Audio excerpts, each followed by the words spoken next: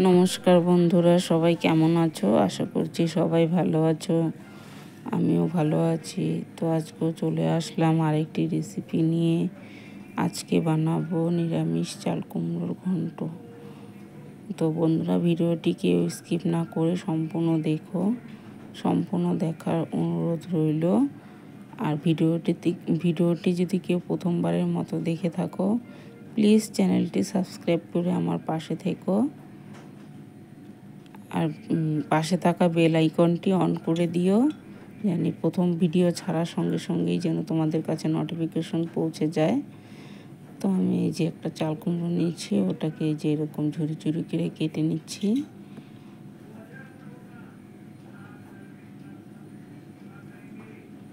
আমি যে এরকম চাল কুমড়োগুলো কেটে নিয়েছি, এখন অন্য একটা পাত্রে ঢেলে নিব। ঢেলে নুন দিয়ে মেখে রাখবো কিছুক্ষণের জন্য। তো আমি অন্য একটা পাত্রে ঢেলে নিলাম। তো চাল কুমড়োগুলো আমি অন্য একটা পাত্রে ঢেলে নিলাম, বড় পাত্রে। এখন 1 চামচের মতো নুন দিয়ে দিব। দিয়ে এখন কচলে একটু মেখে নিব। মেখে কিছুক্ষণের জন্য রেখে দিব, যাতে হলো চাল কুমড়ো থেকে এক্সট্রা জলটা বেরিয়ে যায়। চাল কুমড়ো তোমরা তো সবাই জানো যে চাল কুমড়োতে কতটা পরিমাণে জল বের হয়। দেখো কতটা পরিমাণে জল বেরিয়েছে। তা আমি এখন চিপে চিপে আরেকটা পাত্রে তুলে নিব। আমি ডালের বড়ি দিয়ে চাল কুমড়ো ঘন্ট বানাবো। আমি যে ডালের বড়ি নিয়ে নিয়েছি, এখন কড়াই বসিয়ে দিয়েছি। কড়াইতে সর্ষের তেল দিয়ে দিব। দিয়ে এখন আমি এই যে বড়িটা ভেজে নেব।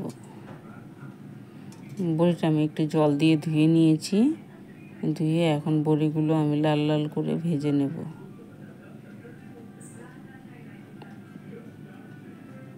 তো আমি বড়িগুলো লাল লাল করে ভেজে তুলে নিয়েছি। কড়াইতে আরেকটু তেল দিয়ে এখন 2টো তেজপাতা, 2টো শুকনো লঙ্কা আর কিছুটা পরিমাণ কালো জিরা ফোড়নে দেব।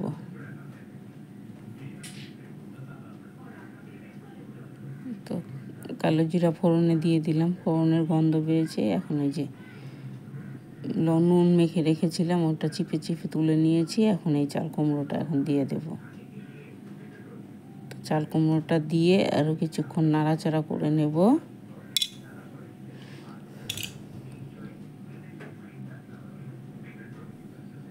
কিছুক্ষণ নাড়াচাড়া করে নিয়ে আমি চাল কুমড়োটা ঢেকে দেব।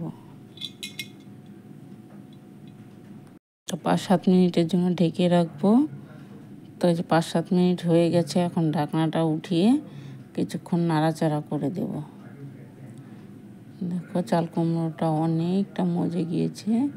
এখন কয়েকটা চেরা কাঁচা লঙ্কা দিয়ে দিব। ভেজে রাখা ডালের বড়িটাও দিয়ে দিলাম, নাহলে ডালের বড়িটা সেদ্ধ হবে না। সেজন্য ডালের বড়িটাও দিয়ে দিলাম। দিয়ে এখন একটু চিনি, ছোটো চামচের 1 চামচের মতো হলুদ দিয়ে নাড়াচাড়া করে নেব। এখন তো হলুদটা নাড়াচাড়া করে মিশিয়ে নিয়েছি।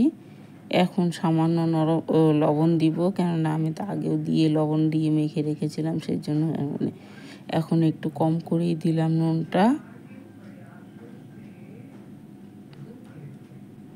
তো কিছুক্ষণ নাড়াচাড়া করে নেওয়ার পর একটু জিরে গুঁড়ো দিয়ে দিলাম। জিরে গুঁড়ো দিয়ে আরও কিছুক্ষণ নাড়াচাড়া করে নেব। তা আমি অফ ক্যামেরায় কিন্তু একটু ঢেকে ঢেকে রান্না করে নিয়েছি। তো আমার চাল কুমড়ো ঘন্টটা হয়ে গেছে, এখন নামিয়ে নিয়েছি। এই দেখো বন্ধুরা, এরকম হয়েছে। বন্ধুরা, ভিডিওটি যদি ভালো লাগে তাহলে অবশ্যই একটি লাইক দিও, কমেন্ট করে জানিও কেমন হয়েছে চাল কুমড়ো ঘন্টটা। বন্ধুরা, ভিডিওটি এতক্ষণ দেখার জন্য অসংখ্য ধন্যবাদ। তোমরা সবাই এইভাবে পাশে থেকো। তোমরা সবাই পাশে না থাকলে কোনোদিনই এগোতে পারবো না। পাশে থেকো। ধন্যবাদ।